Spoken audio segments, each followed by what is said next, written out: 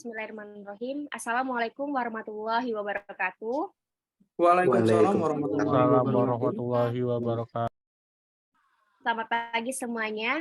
Baiklah, perkenalkan kami dari kelompok 3 dari mata kuliah pemahaman peserta didik dan pembelajarannya yang beranggotakan saya sendiri Anami Putri, yang kedua Adelia Maharani, dan yang ketiga Andari. Di sini kami akan mempresentasikan hasil dari diskusi kami di topik 5, ruang kolaborasi. Yang kali ini akan di-share screen oleh Adelia. Kepadanya kami persilakan.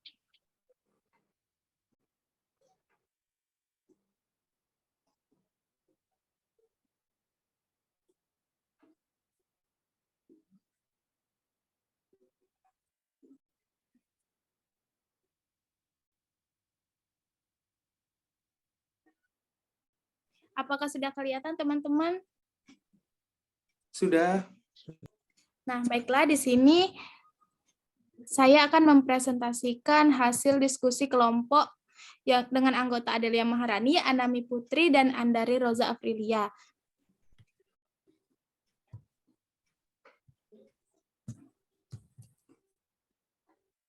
Nah, di sini ada permasalahan, yaitu Diana memiliki nilai yang jauh tertinggal dari teman-teman lainnya di kelas. Diana juga kurang baik dalam mengerjakan pekerjaan rumahnya selama masa PJJ kemarin. Bahkan, pihak wali kelas mengatakan bahwa ia khawatir dengan tuntutan yang semakin tinggi di kelas 4 di pelajaran IPA, bahasa, dan IPS yang membutuhkan banyak bacaan. Diana seringkali tidak menyelesaikan tugas-tugas yang diberikan, dan ulangannya menunjukkan nilai yang buruk. Namun demikian, ketika materi tugas dan ulangan tersebut diulangi secara lisan dan individual, Diana dapat menjawabnya. Nah, di sini kira-kira bagaimanakah cara melakukan asesmen terhadap keadaan Diana? Nah, kelompok kami menjelaskan bahwa memiliki jenis asesmen yang harus memilih jenis asesmen yang sesuai dengan kemampuannya. Kemudian, diberikan remedial dan pemberian pelajaran ulang dengan memilih metode dan media yang sesuai dengan gaya belajar Diana. Nah, gaya belajar Diana ini adalah yang cocok dengan gaya belajar Diana, yaitu jenis asesmen performance assessment, yaitu pengaplikasian asesmen dilakukan secara lisan pada ujian formatif dan summatif berupa soal secara lisan. Jadi, kesimpulan yang dapat diambil dari desain asesmen yang telah dilakukan, yaitu pemberian asesmen yang sesuai dengan kebutuhan peserta didik tidak harus dilakukan secara tertulis, tetapi juga dapat dilakukan secara lisan sesuai gaya belajar peserta didik. Terima kasih. Baiklah teman-teman, itu saja yang dapat kami presentasikan. Untuk mengakhiri presentasi pada hari ini, apakah ada teman-teman yang ingin bertanya? Kami persilakan.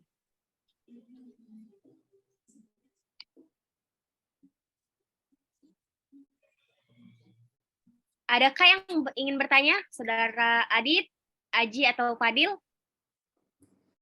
Oke, Saudara Aditya. Kami persilakan.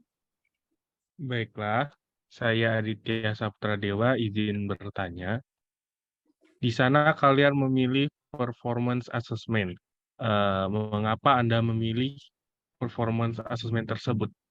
Dan apakah menurut kelompok kalian itu sudah sesuai dengan Diana? Oke, baik. Terima kasih, Saudara Adit. Selanjutnya, pertanyaan kedua. Izin bertanya. Baik, silakan Saudara Fadil. Oke. Menurut kelompok kalian, apakah ada alternatif jawaban lain selain dari asesmen lisan gitu? Oke, terima kasih.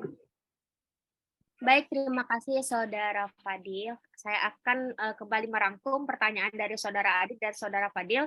Yang pertama, pertanyaan dari Saudara Adit tadi menanyakan mengapa kami memilih asesmen performance assessment sebagai asesmen yang kami pilih untuk mengatasi permasalahan Diana. Terus yang kedua, Saudara Fadil bertanya, adakah alternatif lain untuk mengatasi permasalahan pada Diana?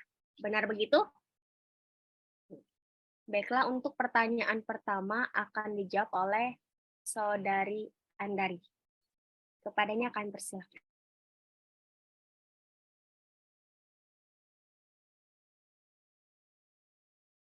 Mic-nya belum hidup, Andari, maaf.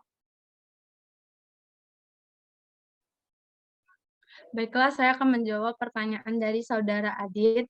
Tadi pertanyaannya tadi mengapa kelompok kami memilih performance assessment. Nah, jadi performance assessment ini adalah penilaian berdasarkan hasil penilai terhadap aktivitas siswa sebagaimana yang terjadi. Nah, penilaian ini dilakukan terhadap unjuk kerja, terus tingkah laku atau interaksi siswa. Selain itu, performance assessment ini juga digunakan untuk menilai kemampuan siswa melalui penugasan. Nah, penugasan itu bisa dalam bentuk tertulis ataupun secara lisan. Menurut saya seperti itu. Jadi mengapa alasannya memilih performance assessment tersebut tadi. Oke, baik. Terima kasih Saudari Andari. Bagaimana Saudara Adit? Apakah sudah puas dengan jawabannya? Pokoknya bisa dimengerti. Terima kasih.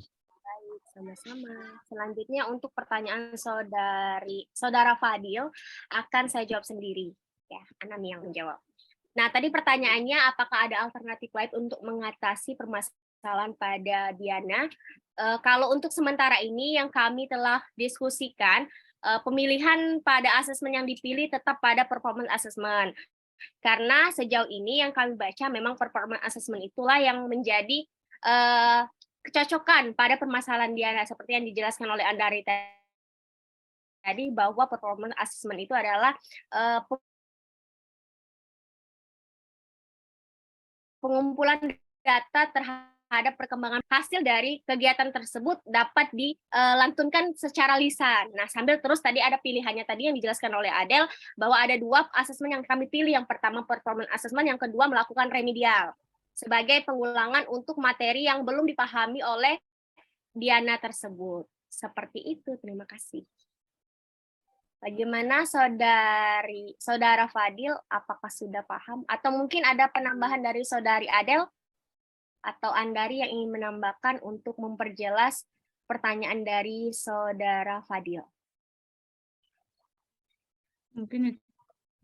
Mungkin itu saja sih, sama. Masih alternatifnya menggunakan performance assessment. Iya, Saudara Fadil, begitu. Tapi tidak menutup kemungkinan kalau misalnya kami ada baca referensi lain atau mungkin yang lebih cocok lagi nantinya terhadap permasalahan pada Diana tersebut, mungkin juga bisa dijadikan misalnya yang asesmen performance assessment ini tidak berhasil. Nah, mungkin ada alternatif lain yang bisa nanti kami baca untuk referensi berikutnya, seperti itu. Terima kasih atas jawabannya. Baik. Sudah cukup jelas penjelasan kami pada hari ini? Ya, cukup jelas.